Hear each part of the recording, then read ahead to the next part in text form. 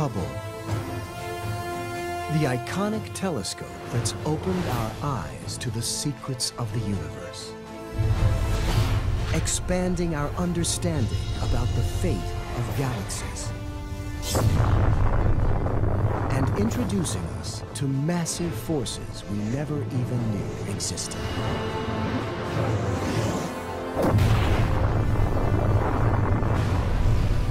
This is Hubble's amazing universe.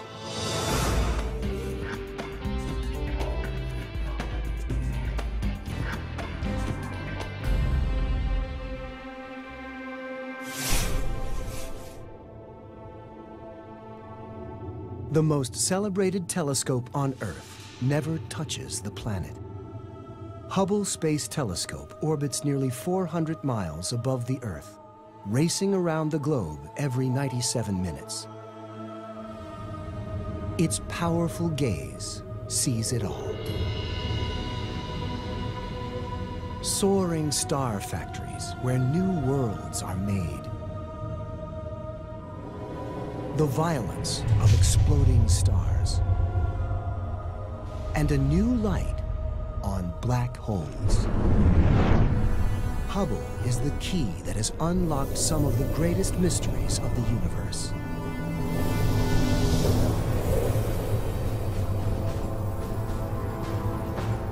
But the telescope is in danger of being lost forever. Crucial instruments have broken down. A main camera and spectrograph no longer function. Worst of all, Hubble is falling. The 12-ton telescope, as big as a school bus, is slowly spiraling toward the Earth. A dangerous repair mission is Hubble's only chance for survival. I don't know if I could ask an astronaut to risk his or her life to go up to fix Hubble. That's it's a tough personal choice. But if you ask the astronauts, they do not even hesitate. Astronaut John Grunsfeld is assigned to the space shuttle's final servicing mission to Hubble. Going to Hubble is a calculated risk. Spaceflight is risky by any means. So in the scheme of things, this is something that I've determined, and on behalf of my family, that it's worth risking my life for.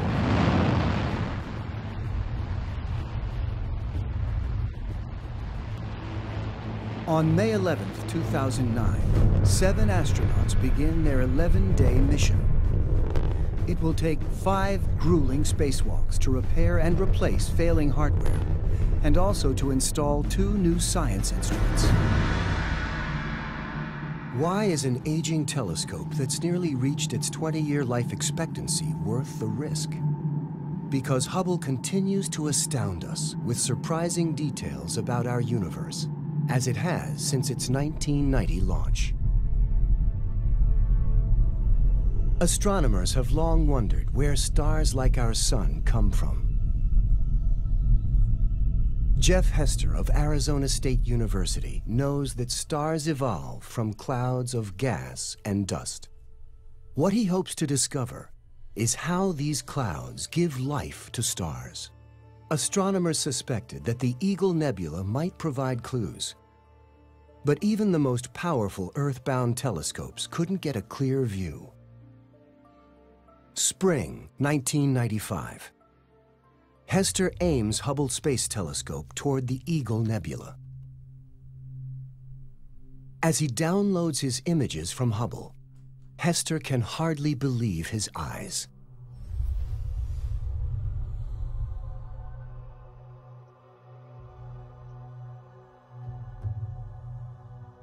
This is Hubble's first picture of the Eagle Nebula, some 6,500 light-years away. It shows 3 gigantic pillars made of gas and dust.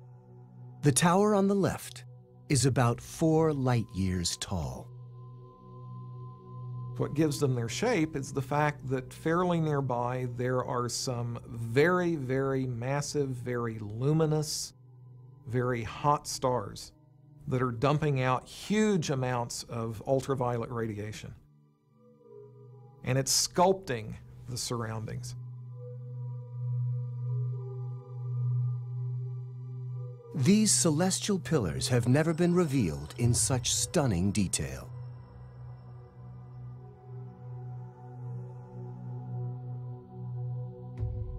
For the first time, scientists see that each pillar is dotted with small clumps of gas. Could such clumps be a missing link in the birth of stars?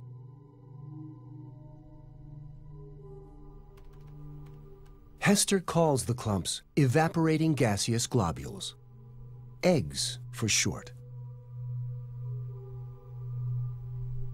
The image reveals that forming inside some of the eggs are embryonic stars.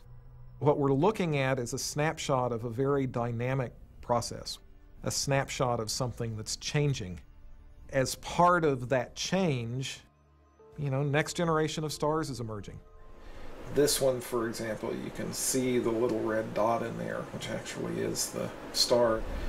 And that one is an especially nice one. The star at the tip of the egg is actually pronounced. In the photograph, the eggs appear small, but our entire solar system could fit comfortably inside each one. These hot clumps of gas are the first stage of the formation of a star, and the towers where they hang are rightfully called the pillars of creation. Hubble's image of the Eagle Nebula shows us an early stage in the creation of stars. What it doesn't show is the next stage, how stars hatch from eggs. That answer came from images Hubble captured in 1994. Some 1,500 light-years away from Earth lies the Orion Nebula. Like the Eagle Nebula, Orion is a birthplace of stars. When scientists closely examined this image, they discovered tiny dark spots, flattened disks of gas and dust spots created by recently hatched eggs. The spots are called protoplanetary disks, proplyds for short. The warm orange clump in the center pulls in loose material from the surrounding disk. This squeezes the matter in the center of the clump. The pressure grows. The clump heats up. Eventually, it will become so hot that it triggers nuclear fusion, and a star is born. Heat and radiation from the nuclear fusion generates a stellar wind, sweeping away most of the loose matter in the disk. But some of this loose matter remains in orbit around the newborn star. Over time, the debris gathers into more knots and clumps, growing and evolving into a planet. It really is the case that if you could go back 4.5 billion years ago and look at the formation of the sun and the solar system, that it would be that kind of an environment that you would find us in. Hubble has shown us the genesis of a new solar system and answered an age-old question of how our own star, the sun, and our Earth came into existence.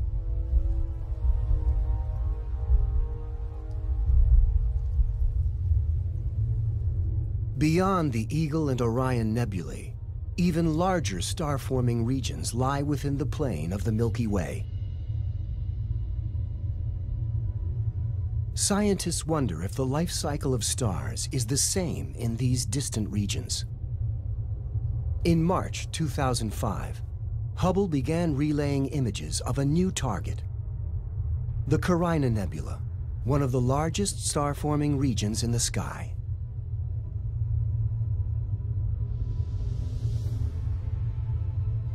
But the raw data sent by Hubble looks nothing like this. Creating images that help scientists unlock the mysteries with this data falls to imaging expert Zsolt Levé. Picture data comes in from Hubble in black and white.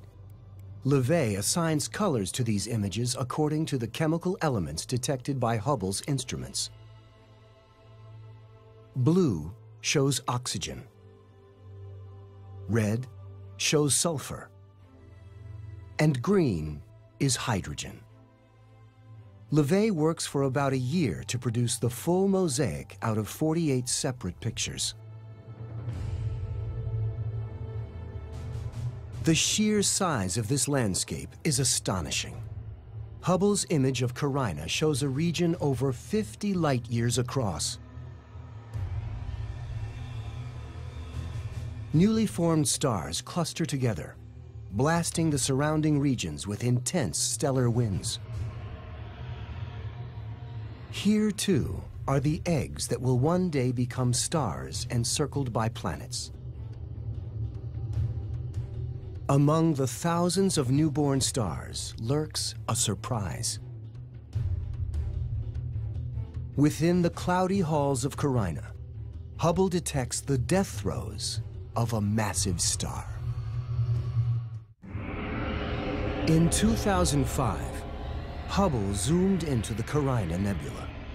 Its images reveal a massive and hostile environment, one that shows stars and solar systems being born. It also shows at least one star about to die.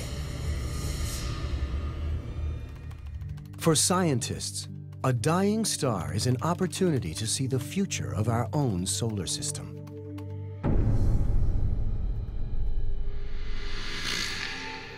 What these Hubble images show are shells of gas that serve as tombstones. Their quiet beauty is deceptive. These walls of color are the outer layers of a star much like our sun. As a star runs out of fuel, these layers expand until the gravity of the star can no longer hold them. Eventually, they are released into space. In 2004, Hubble captures an image that gives us a glimpse of our eventual demise. The Helix Nebula.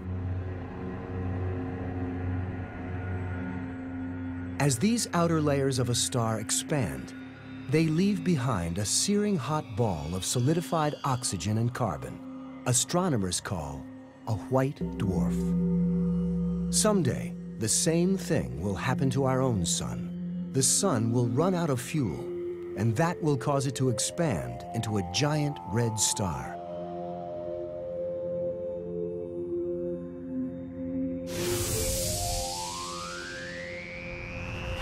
That's bad news for our world. The temperature on the surface of our planet will rise over 1,000 degrees. All life on Earth will perish. A wall of hot gas will sweep over the Earth, through our solar system, and into space. Every planet and moon in its path will be incinerated. The only thing left of our sun will be a splash of color visible from thousands of light years away. Like this. So the human race has its warning. We have 5 billion years to clear out of town.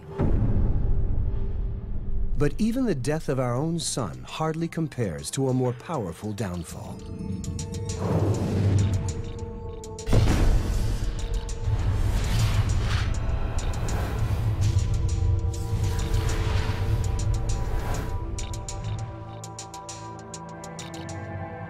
Some stars are over 100 times more massive than our sun.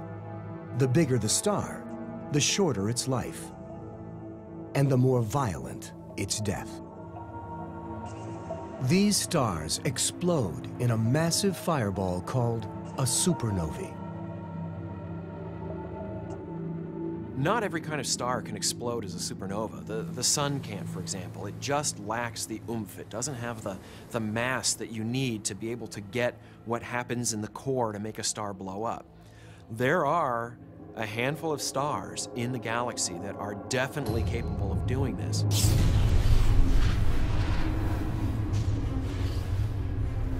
Every star is carefully balanced between the inward pull of its gravity and the outward pressure of the heat it generates from nuclear fusion.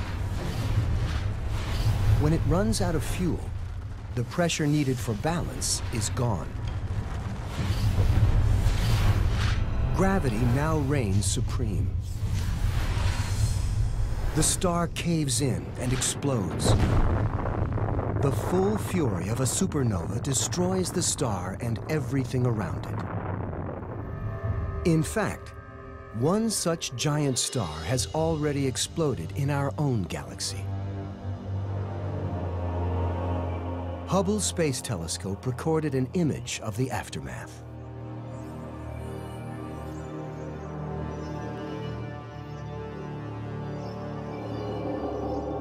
The Crab Nebula is the expanding wreckage from a supernova that occurred in the year 1054.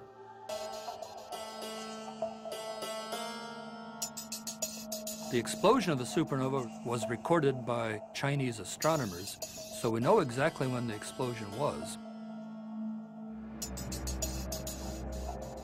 The expanding debris from this 1,000-year-old supernova is still moving into space at over 3 million miles per hour. But the image is more than just a snapshot of ancient history. For scientists, the interconnected web-like filaments offer a clue as to the nature of life itself. The basic elements needed to create life are formed in the heart of stars. When stars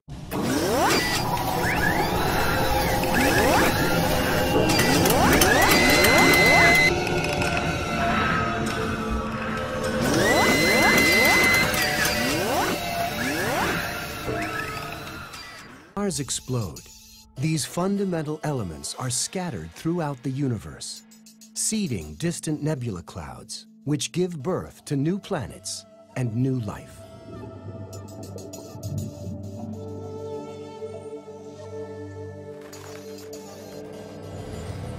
The hemoglobin in your blood, when you bleed and it's red, that red color is due to oxygen, and it's due to iron that is in your blood that was created in a supernova.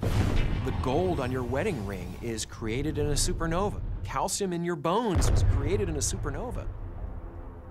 And so we learn so much about the universe itself when these stars die.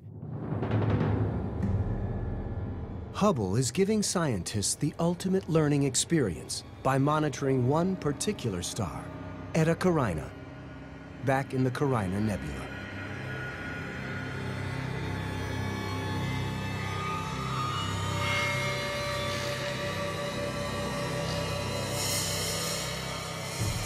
This is a star that is a bit of a mystery. It appears to have about 100 times the mass of the Sun, and that is the upper limit. The more massive a star is, the hotter it is, and the surface of the star is so hot that it can't even hold on to its own gas. It's constantly blowing off a stream of gas. For over a decade, Hubble creates a series of photos of Eta Carina. The photos show two enormous lobes of superheated gas erupting from the surface.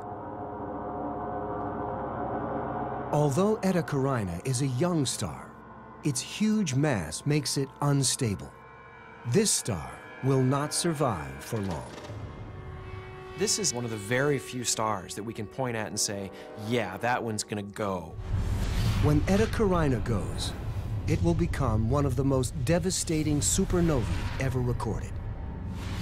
When the light from the explosion reaches us, it will be an extraordinary sight. It will be almost as bright as the full moon. All that light concentrated into a point of light in our sky.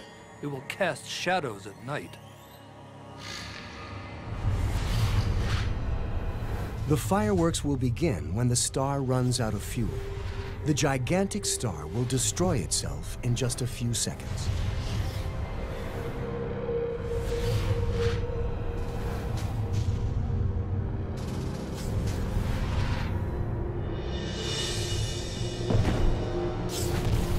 The core of the exploding star will bear the full brunt of the catastrophe.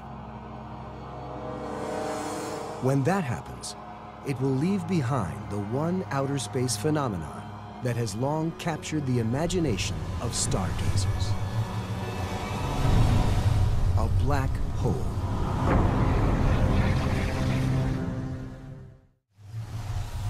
The mysterious black hole is the product of the violent and powerful explosion of a supernova, at least in theory.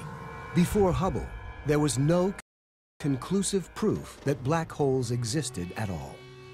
The modern concept of a black hole comes from Einstein's theory of general relativity. If you take matter and you make it massive enough, dense enough, the gravity will be so strong that you will create a region of space that light can't get out of. It truly does make a hole in space. You can get into it, you can't get out of it. It's sort of like a cosmic lobster trap.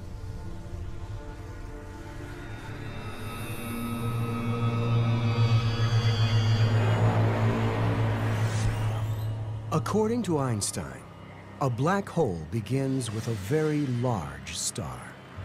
It must be at least 4 times bigger than our sun. A black hole is a simple thing. It is a hunk of matter which somehow has gotten so small that the gravitational field right around it is so strong that light cannot escape from it. So even if it tried to emit radiation, the photons would fall back. They would be sucked back by the gravity of the black hole, and it would look invisible.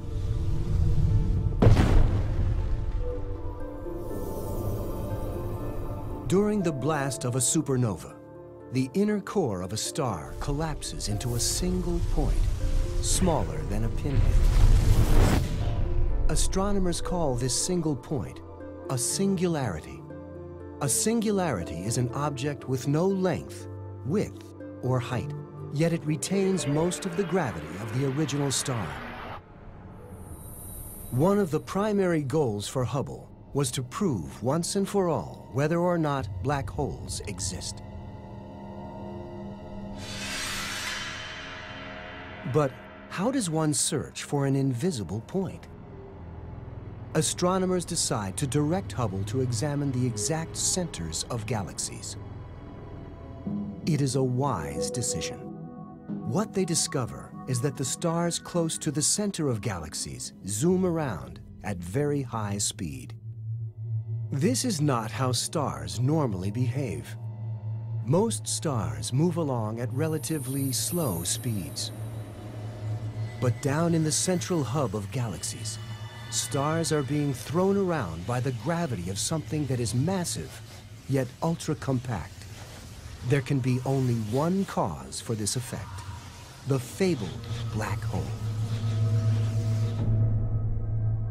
Further evidence of black holes comes from Hubble's images of a mysterious jet some 5,000 light-years long. The jet is piercing the heart of a giant elliptical galaxy called M87. The jet in the galaxy M87 is caused by enormous amounts of gas and dust piling onto the black hole. There's so much material that a traffic jam occurs. The gas and dust back up, forming a disk. Some of this material escapes and creates the jet.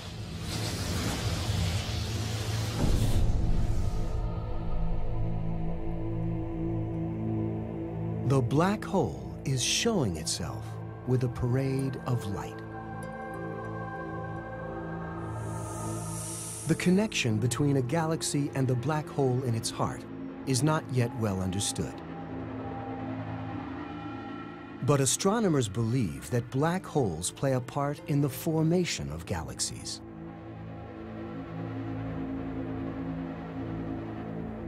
As far as we know, every big galaxy has a black hole at its very center. We don't know exactly how this happens. It must have something to do with gas falling in as the galaxy evolves. And this has been one of the revelations come through a space telescope, is the real deep and fundamental connection between black holes and galaxies done by looking at M87, but also, dozens of other galaxies.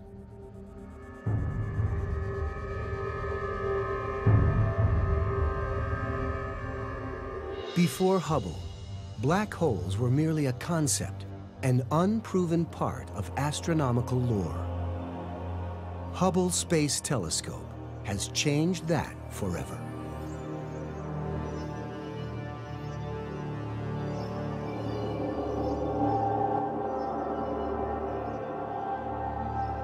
The violent forces that create stars far off in space also shape our own solar system. In the summer of 1992, comet Shoemaker-Levy 9, or SL9, passes too close to Jupiter. Now, the mile-long comet is trapped by the giant planet's gravity. Then SL9 breaks apart. The fragments spread into a long single line, which Hubble showed in an image called the String of Pearls. Data suggests that these pearls would soon collide with Jupiter. So planetary astronomer Heidi Hammel submits a proposal to NASA. We have known for many, many decades that collisions are an incredibly important part of solar system evolution. You look at the moon and you see craters. So you know that collisions are important.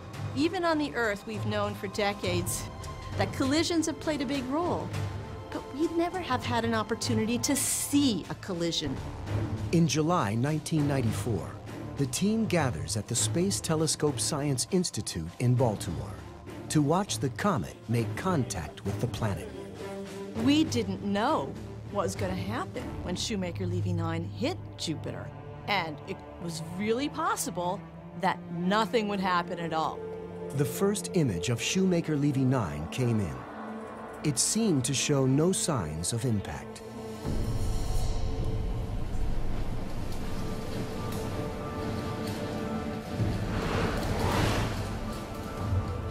But then, new images came in. Well, there's a red spot, so you know. Atlas is Oh, yeah, that's it. my God. That's it. Look at that. The planet had rotated enough that the impact site was visible on the disk, and it was huge. The team is watching the comet hit the planet in real time. This is cosmic history in action. The press is standing by in an auditorium above. And at the same time, on the screen of the press conference, Gene Shoemaker was saying, if we should see these things at all. And we were downstairs going, woo, look at this, amazing. And we go, oh, we have to show this. You can't let him sit up there saying we don't know. We know. And I think we may have some up-to-date information from Heidi Hammel. I have a raw laser printer output. This is as raw as it gets. We can actually see the impact site itself. For an entire week, Hubble captures images of Shoemaker-Levy 9 as it mercilessly hammers Jupiter.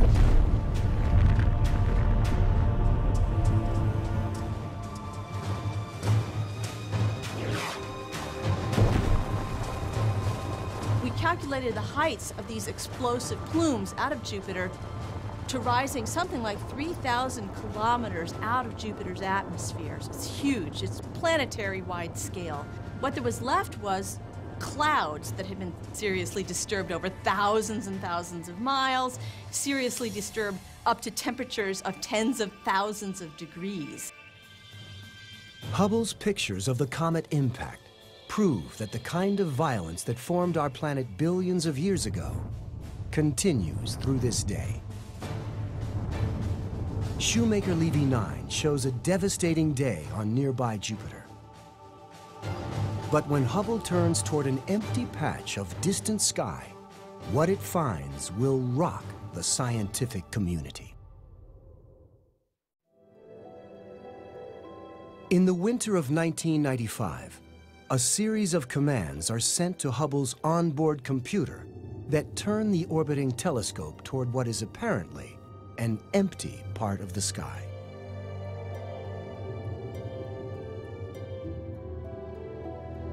Hubble's powerful gaze locks onto this single region of space for 10 consecutive days, creating a series of exposures that would be known as the Hubble Deep Field. The Hubble Deep Field was a pretty astonishing idea. Take a telescope out in space and point it at one part of the sky and let it sit. Just take an exposure, and then take another one, and another one, and another one, and then add them all up. And what do you see when you do this? And you see galaxies. Thousands and thousands of galaxies. A crowded, dense field that looks like you're taking a picture of fireflies out in a field at night. And yet this is an empty patch of sky. Every smudge of light in this Hubble picture is a galaxy containing billions of stars.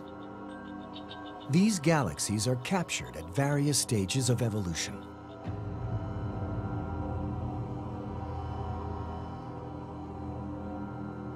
From a time near the birth of the cosmos to the rise of spiral galaxies like our own Milky Way, scattered here and there in the Hubble Deep Field are the smash-ups of space.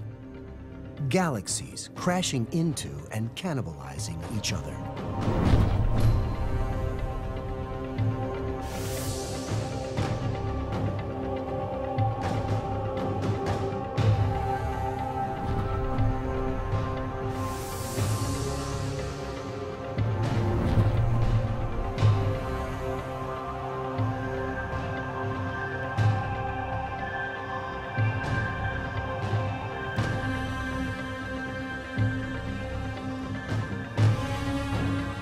We estimate that there are hundreds of billions of galaxies in the universe.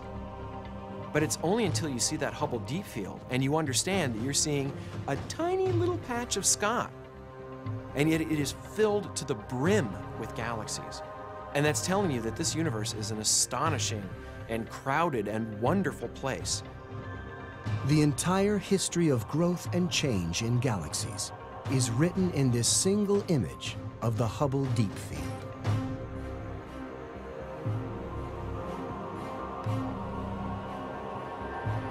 What may be Hubble's most profound discovery cannot be seen at all, by any means. Something with so much power, it holds the entire universe together.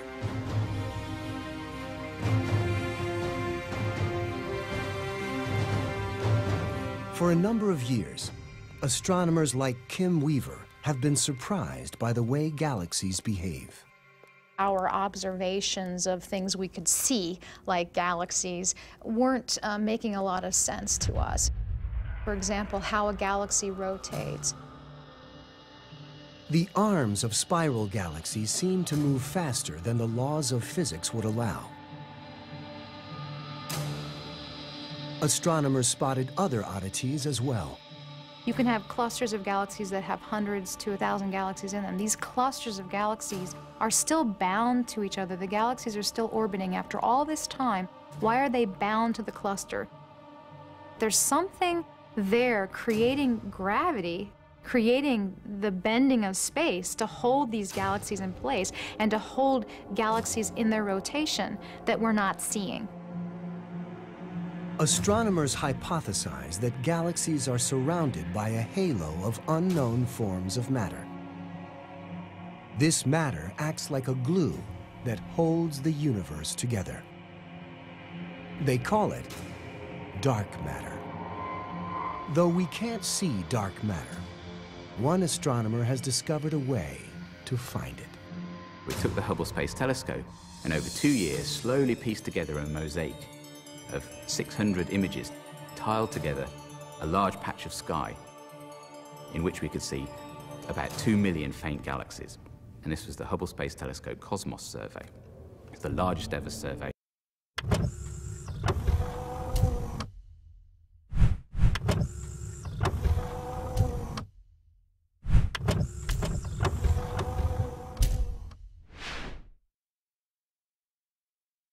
Taken from space. The survey revealed that stars and galaxies are born from ordinary matter, trapped by gravity inside clouds of dark matter. This 3D plot of dark matter clouds, charted by Hubble for the first time in history, shows how dark matter forms the very structure of our universe. Soon after the Big Bang, the gravitational scaffolding of dark matter formed the basis for evolutionary change throughout the cosmos.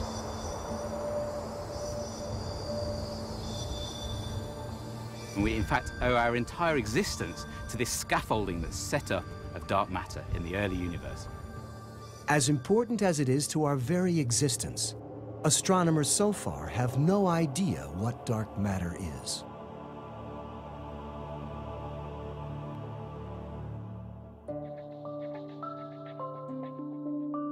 This table shows us every element in the universe that we commonly experience on a daily basis. All of the physical matter that we can see, touch, taste, or feel is on this table, but not dark matter. Thanks to Hubble, astronomers found a way to locate and measure it. What they found is that there is 5 times more dark matter in the universe than physical matter. But even if we add all the dark matter to all the physical matter that forms stars and planets and people, it turns out that we are still missing about 2/3 of the universe. So, what is the rest of the universe made of?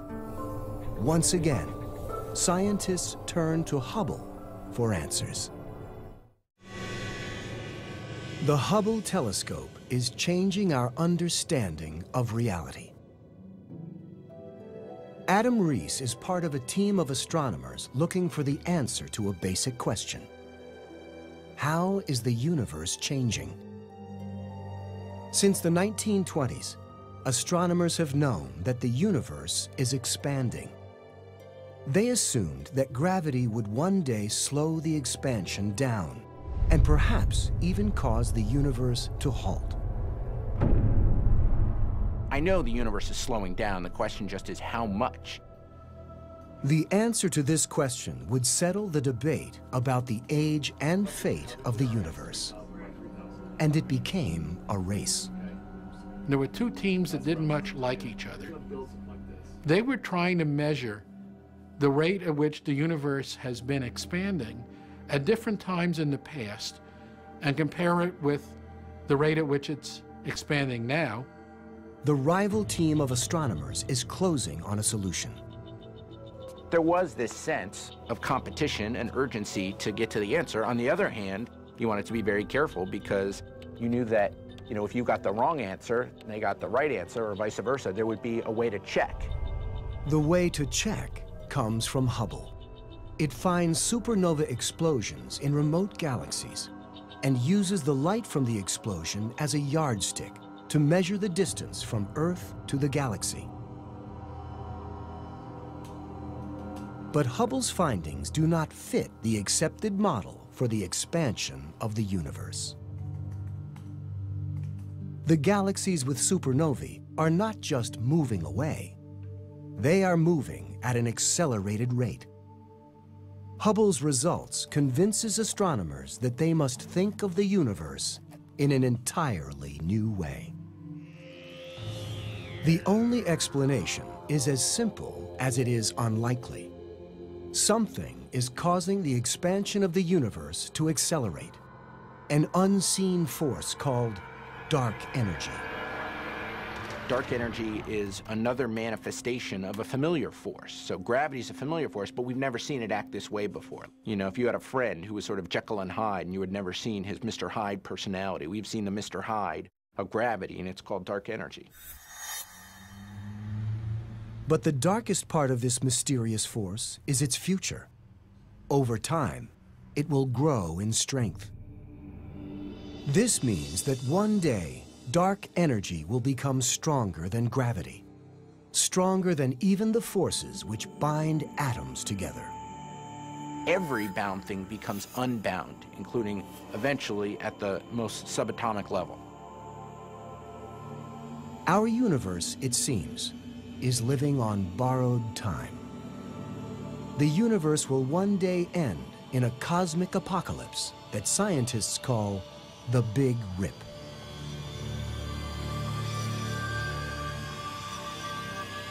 It's what we get for daring to look at something. We're outside the envelope. We didn't expect this at all. It is a tremendous change in how we think about the universe. The continued study of dark energy may be the single most important reason for keeping Hubble on orbit.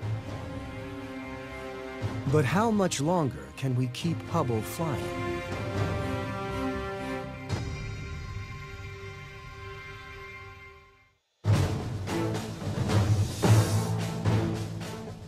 Nearly 20 years after its launch, the Hubble Space Telescope is still learning new tricks. The final mission to repair Hubble is a success.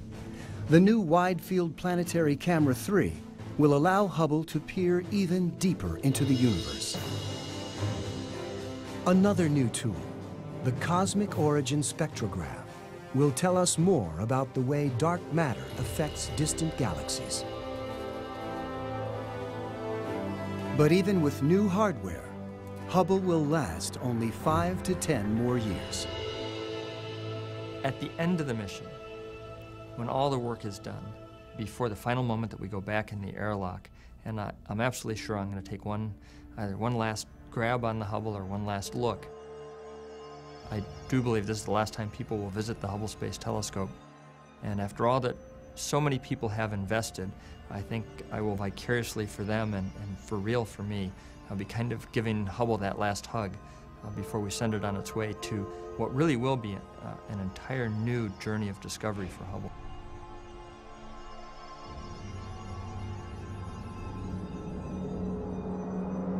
It is difficult for me to think of the end of the mission for the Space Telescope because right now it's in prime productivity, or rather will be once we're able to fix it up again. Demand for it is strong. The capabilities are unique and will remain unique. It will be a loss when the Hubble can no longer take observations for us.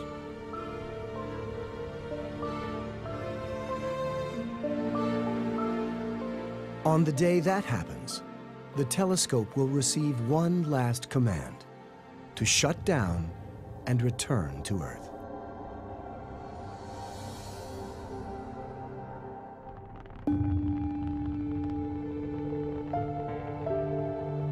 The orbiting telescope will burn up as it re-enters the Earth's atmosphere and pass into history.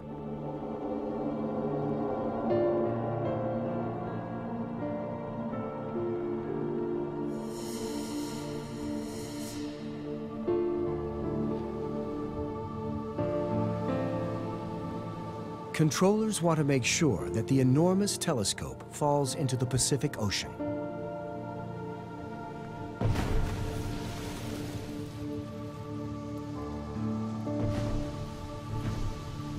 It'll be a poignant moment for those of us who have used Hubble. It's just been such a fabulous part of our lives and allowed us to do so much wonderful work. But I think at the same time we're looking forward.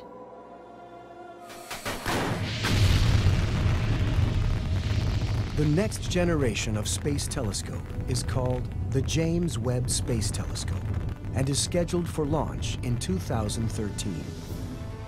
The Webb telescope will go beyond Hubble literally. It will be placed beyond the moon, poised in delicate balance among the gravitational pulls of the Earth, moon, and sun. James Webb Space Telescope that's coming along after Hubble has some hope of actually directly imaging a planet around another star. Someday we hope to not only find Earth-like planets, but to detect their atmospheres, chemically analyze their atmospheres, and see if there are signatures of life. This is not science fiction. This is not fantasy. We are on a fast track. The Webb will take science beyond Hubble's range. But the Hubble will always be the first space telescope, and the first telescope for every man. Scientists use it, but the public have more access to the pictures that were brought down from this telescope than ever before. And so it revolutionized astronomy as far as the public was concerned. If you wake up somebody out of bed, a random citizen in this country, and say, name a telescope, they're going to name Hubble. Hubble is about the frontier. Hubble is about discovery. Hubble is about what's new. Going into the future, I hope that we find some way to maintain that capability, because the instant it goes away, we're blind.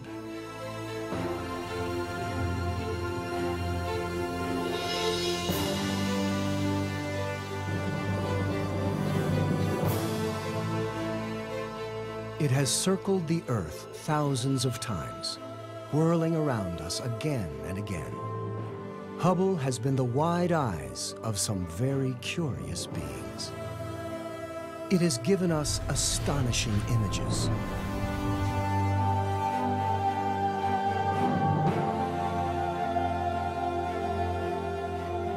Taking the human mind to the beginning and the end of time.